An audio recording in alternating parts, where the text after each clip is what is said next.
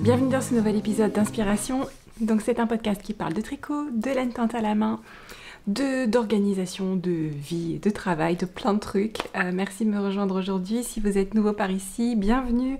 Le podcast, vous pouvez le retrouver tous les lundis à 17h, sauf lendemain de salon. La boutique en général est mise à jour le lundi après-midi et très important, j'envoie une newsletter qui vous aide vraiment à savoir comment tout ça fonctionne. Elle part le lundi à 17h. D'ailleurs, on va reparler fonctionnement de la boutique en premier dans le podcast juste après que j'ai dit à tous ceux qui y sont des habitués, ça va. J'espère que vous allez bien, je suis contente de vous retrouver encore pour ce nouvel épisode. C'est la saison 6, épisode 11. Voilà. Donc oui, je voulais faire un petit point avec vous sur la façon dont fonctionne la boutique parce que sur l'épisode de la semaine dernière, il y a eu un commentaire assez long en fait qui était tourné de façon vraiment très bien, pas de souci, mais qui soulignait un peu la difficulté à comprendre comment fonctionnait la boutique et surtout la difficulté à finalement à acheter de la laine dans des délais raisonnables. Donc je voulais revenir là-dessus parce que je veux quand même répondre à ce commentaire. J'ai fait une réponse dans les commentaires. Je voulais quand même apporter des éléments de réponse également de vive voix parce que je voulais simplement vous expliquer un petit peu si jamais il y avait encore des points obscurs et où vous pouvez trouver surtout l'information. Donc la boutique, comme je le disais en début d'épisode, n'est pas une boutique où vous allez trouver des choses tout le temps. Ça, c'est tout simplement parce que je travaille toute seule et que tout ce que je teins, en fait, part. Tout ce que je teins est vendu, soit lors des salons, soit lors des mises à jour. Je n'ai pas de stock qui me permet d'avoir tous les coloris du nuancier disponibles à la vente, comme ça peut être le cas dans d'autres boutiques. Donc c'est vrai que j'ai un fonctionnement qui est complètement différent d'autres boutiques. J'ai aussi beaucoup de personnes qui fonctionnent comme moi. Alors je ne suis pas celle qui va aller mettre le nez beaucoup chez les collègues, etc. Mais en tant que cliente, quand j'achetais beaucoup de laine, notamment en Europe et aux États-Unis, c'est comme ça que mes teinturières préférées fonctionnaient parce qu'elles étaient comme moi, elles étaient toutes seules, qu'elles avaient une capacité de production limitée et qu'en général quand elles mettaient en ligne, eh bien il y avait un rendez-vous et tout ce qui était en boutique était vendu en fait, voilà, très rapidement. Donc c'est pour ça, si ça peut vous poser la question, parce que j'ai souvent la question effectivement dans des messages Etsy aussi. Comment faire pour commander? Il n'y a rien dans la boutique. Et en fait, là où je voulais revenir vraiment vers vous par rapport à ce commentaire, c'est ça couvrait également des délais que la personne trouvait extraordinairement longs et que c'était compliqué de savoir à quel moment c'était le bon moment et que si jamais on passait commande au mauvais moment, alors là, tout était perdu. Mon conseil là-dessus pour vraiment être au clair, c'est la newsletter, d'accord? Je vais pas vous dire regardez le podcast religieusement toutes les semaines, ça c'est vraiment pas du tout mon propos. Par contre, la newsletter, si jamais vous vous êtes intéressé par mon travail, c'est là où vous aurez de façon très condensée toutes les informations. Vous saurez s'il y a des salons, vous saurez la conséquence sur la boutique s'il y a des salons, vous connaîtrez les heures et les dates et les modalités de mise en vente.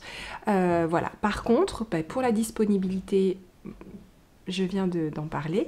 Et par rapport au délai, je ne pense pas avoir des délais de précommande qui soient extraordinairement longs. Je pense que j'ai des délais de précommande qui d'une part correspondent à ma capacité de production et d'autre part sont à peu près dans la moyenne de ce que pratiquent mes collègues. Donc voilà, sur ce point je voulais quand même dire non.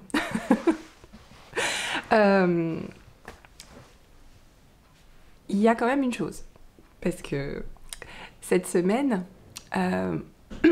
c'était la semaine d'envoi de toutes vos précommandes du mois de mars de l'almanach. Ça a été très compliqué cette semaine. Alors, le fait de travailler toute seule, ça a aussi des conséquences. Je ne suis pas une machine. Je ne suis pas une machine. Et j'ai des hauts et j'ai des bas. Et cette semaine, j'ai vraiment eu un gros euh, à la fois physique et moral.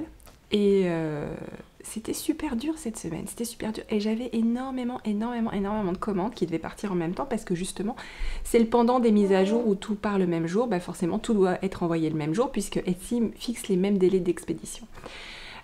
Bon, après avoir un petit peu analysé la situation à froid, j'étais juste crevée.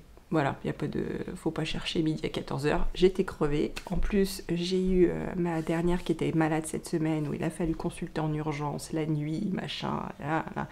Les nuits étaient toutes pourries et tout. Donc, pas de miracle, pas de truc, enfin, pas de truc incroyable, juste crevé.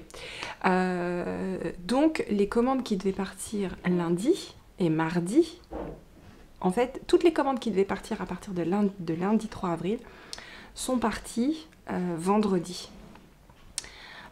C'était beaucoup de commandes. Comment vous dire que j'avais une pression. J'étais fatiguée, j'y arrivais pas, et j'étais là. Bon, pour finir, tout s'est bien passé, j'ai pu tout faire partir. J'ai fini la semaine, j'ai commencé la semaine doucement, j'ai fini la semaine en faisant des journées de 14 heures pour tout. Voilà. Tout est parti. Mais j'étais quand même embêtée parce que j'ai pas pu toutes vous prévenir individuellement parce que sinon j'aurais passé, plutôt que de préparer vos commandes, j'aurais passé du temps à vous envoyer des messages, ce qui était ridicule puisque l'idée c'était vraiment de vous envoyer vos commandes le plus vite possible. Ça m'a mis une grosse pression à moi-même parce que je dois dire que vous êtes tellement des amours, quoi. Mais je me suis encore fait la réflexion. J'ai encore dit à mon mari, mais mes clientes sont des amours, d'accord? Parce qu'il y en a quelques-unes d'entre vous qui m'ont envoyé un petit mot pour dire, bah, c'est pour savoir où ça en est et tout, mais tellement gentille, d'accord? J'étais là. Je suis en retard, en plus elles sont gentilles. Donc voilà, merci. Merci, parce que effectivement il y a des moments comme ça où c'est un peu plus compliqué, où j'ai quand même à cœur de faire du bon travail et de pas avoir des retards. Mais c'est donc dans le courant de cette semaine-là que j'ai mis en vente l'almanach du mois d'avril. Et je me suis dit, et ben peut-être que 4 semaines c'est un peu chaud patate, donc je vais mettre 4 à 5 semaines justement pour absorber cette semaine un peu chaud si jamais il y a besoin. Sachant que ce sont des délais maximum, donc je vais normalement pouvoir faire partir, comme je l'ai fait pour le mois de mars, des commandes bien avant, hein, voilà. Mais ça explique pourquoi. Alors je me suis dit c'était peut-être pour ça que cette personne parlait de délais extraordinairement longs, c'est parce que c'était 4 à 5 semaines pour avril au lieu de 4 semaines. C'est pour cette raison, c'est parce que la semaine de départ des précommandes de mars a été super compliquée et je me suis dit bon, il vaut mieux que je vous prévienne parce que je sais pas comment ça sera le mois prochain, voilà, il vaut mieux que je vous prévienne, que vous sachiez à quel moment votre commande va partir plutôt que d'avoir je ne sais combien d'emails à vous envoyer parce que je suis en retard et voilà. Donc c'est toujours une gestion un peu... C'est pas parce que j'ai la boutique maintenant et que je fais les salons depuis quasiment 2 ans côte à côte que ça veut dire que tout est hyper rodé. Il y a toujours des choses qui arrivent qui sont pas prévues, on peut pas non plus anticiper trop l'état de forme, la fatigue, etc. Encore une fois, toute seule, il n'y a pas de relais, donc Et vraiment, j'ai à cœur que la boutique fonctionne bien, de ne pas délaisser la boutique. C'est pour ça que je veux absolument quand même maintenir au moins la mise à jour du coloris de l'almanach dans la boutique, même si je fais plein de salons, même si je vais avoir plein de salons là sur la période mai, juin, juillet. Je ne veux pas délaisser la boutique. Après, la boutique va fonctionner en mode un petit peu... Elle va tourner un petit peu en mode réduit parce que j'ai fait mon planning de teinture jusqu'à fin juin maintenant, y compris les journées où on va déménager, etc. etc. Et j'ai du temps pour vraiment teindre pour chaque chose, chaque truc j'aurai le temps, mais pas plus. Donc ça veut dire que dans la boutique jusqu'à la fin du mois de juillet, vous aurez les coloris, les précommandes du coloris de l'almanach, avec pour le coup les délais beaucoup plus longs dont je vous ai parlé au mois de juin, qui seront là extraordinairement longs. Oui, ça c'est sûr, c'est parce qu'il y a mon déménagement au milieu, et voilà. Mais encore une fois, si jamais ces délais-là sont un problème, de toute façon, vous pourrez toujours commander un peu plus tard si vous le souhaitez avec des délais plus courts. Je pense que je m'adapterai beaucoup aussi à ce que vous me renverrez comme feedback. Voilà, si vous me dites bah non, commandez au mois de juin pour recevoir deuxième quinzaine de juillet, pour moi c'est beaucoup trop long, bah, le coloris du mois de juin restera dans la boutique, et si vous voulez commander début juillet, bah, vous commanderez début juillet. J'ajusterai les délais au fur et à mesure. Voilà. Qu'est-ce que je voulais vous dire d'autre aussi? Voilà, donc en tout cas, toutes les commandes sont parties. Je suis à nouveau à jour dans les messages, les mails, tout. Je suis à jour dans tout. Donc ça, c'est plutôt cool. Là, c'est la semaine, j'attaque la semaine de préparation vraiment de préparation de Laine en Or, qui est le prochain... Non, je dis n'importe quoi. Bretzeln. Ce n'est pas encore mois de mai. Bretzeln à Rittershofen, en Alsace. Donc, je suis là dans la dernière ligne droite. Bah, j'ai quasiment fini de teindre pour le salon. Il me reste une séance. Par contre, la conséquence dont je voulais vous parler, mon planning est vraiment au cordeau là jusqu'à fin juin. Il y aura très peu de place pour les précommandes personnalisées. Donc, vous pouvez toujours me contacter et je vous dirai ce qu'il en est. Mais il y a un moment donné, je n'aurai plus du tout de créneau. Donc, je vais essayer d'en garder un petit peu tous les mois. Mais j'aurai vraiment très peu de place. Et je pense que je privilégierai les commandes où vous aurez plusieurs écheveaux d'un même bain, plutôt que les commandes où vous me demanderez un écheveau de 6 coloris différents. Je verrai comment je peux accommoder tout ça, sachant que c'est pas non pour toujours, hein. Si je vous dis non, c'est non, jusqu'à temps en gros que j'ai déménagé. Voilà, parce que le planning va vraiment être chargé et que du fait du déménagement, j'ai moins de séances de teinture, c'est pour ça. Voilà, bon. En tout cas, pour revenir au fonctionnement de la boutique, vous pouvez, ce que je vous conseille vraiment, c'est de vous abonner à la newsletter. Sachant qu'il y a le calendrier de l'Avent qui va être mis en vente le mois prochain. En termes d'autres mises à jour, donc ça sera une mise en vente qui sera uniquement via la newsletter. Je ne proposerai pas le calendrier en boutique, sauf si via la newsletter il en reste quelques-uns, mais je n'en proposerai pas normalement en boutique. Donc ce sera vraiment, si vous êtes intéressé par le calendrier de l'Avent, abonnez-vous, le lien est dans la newsletter. Non, le lien est dans les notes, Christelle, le lien de la newsletter est dans les notes. Voilà, ce que vous pouvez également prévoir en mise à jour, donc ça je vous redonnerai la date. Je vais faire une grosse mise à jour Emma Ball avec toutes les nouvelles séries que vous avez aimées, et je vais prévoir des quantités importantes. Donc j'ai pas voulu vous mettre les fins de quantité de salon parce que ben bon, voilà. Par contre je vais faire une mise à jour boutique exprès Emma Ball avec un stock exprès pour la boutique, et donc ça je pense que ce sera au mois de mai aussi. Voilà, mais encore une fois, je vous reconfirmerai bien les dates. Et donc dans la boutique jusqu'à juillet, vous aurez donc ça, le Emma Ball et les coloris mensuels de l'almanach, sachant que le coloris 3, vous avez le listing pour commander les 3 mois, qui va rester dans la boutique jusqu'à juin en fait, hein. Après bien sûr vous n'aurez pas, si vous commandez les 3 mois au mois de juin, vous n'aurez pas les 10 semaines de délai de teinture. Tous les almanachs seront teints en même temps et partiront deuxième quinzaine de juillet au plus tard, et je ferai le maximum pour en faire partir au fur et à mesure. Pouf, un quart d'heure là-dessus quand même, hein, pas mal, pas mal. Bon, voilà, donc, et aussi, j'ai lu tous les commentaires au moins sur les 3 ou 4 derniers épisodes de podcast. Merci pour votre soutien pour mon projet de livre. Vous avez été incroyables. J'ai même des personnes qui m'ont contacté pour me proposer leur aide, très concrète, qui travaillent dans des secteurs d'activité qui sont donc connexes à mon projet, pour me proposer leur aide. Donc je me sens incroyablement soutenue, ça me booste de ouf. Merci. On va en parler tout de suite, il lui est arrivé un truc à la chaussette, là je vais vous montrer. J'ai vu aussi Bullet Journal, c'est intéressant, continuez à nous dire, est-ce que ça tient dans la durée? Bah écoutez, pour l'instant, ça va plutôt bien. Ça, c'était la semaine. J'avais besoin de couleurs et pour me booster un petit peu. Donc ça, c'est plutôt cool. Ça marche bien. Ça, c'est toujours... c'est mon livre de chevet. Je ne me quitte plus. Voilà, je mets ma vie là-dedans.